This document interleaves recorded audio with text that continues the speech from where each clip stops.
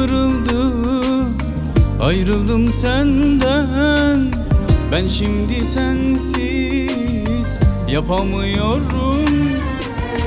Gururum kırıldı, ayrıldım senden. Ben şimdi sensiz yapamıyorum. Ne olur sevgilim geri dön bana. İnan ki ben sensiz yapamıyorum. Gel gel gel artık bana, sev sev sev ne olursun. Gel gel gel artık bana, sev sev sev ne olursun. Seviyorum, seviyorum seni, canımdan çok çok seviyorum.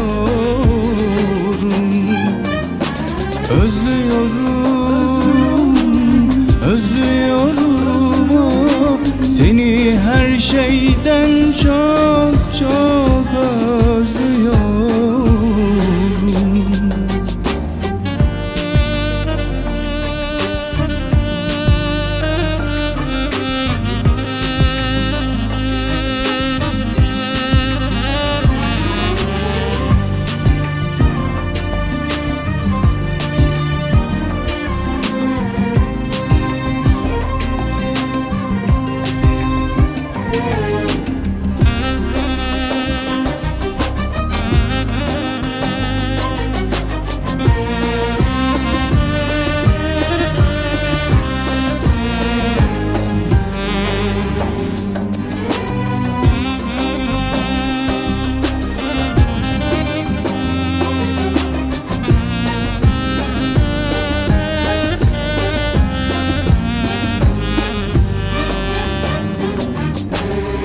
Çektiğin dertleri ver ben çekeyim.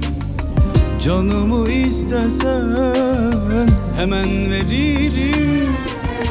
Çektiğin dertleri ver ben çekeyim. Canımı istesen hemen veririm.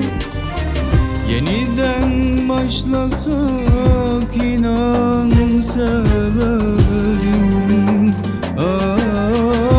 İnan ki ben sensiz yapamıyorum.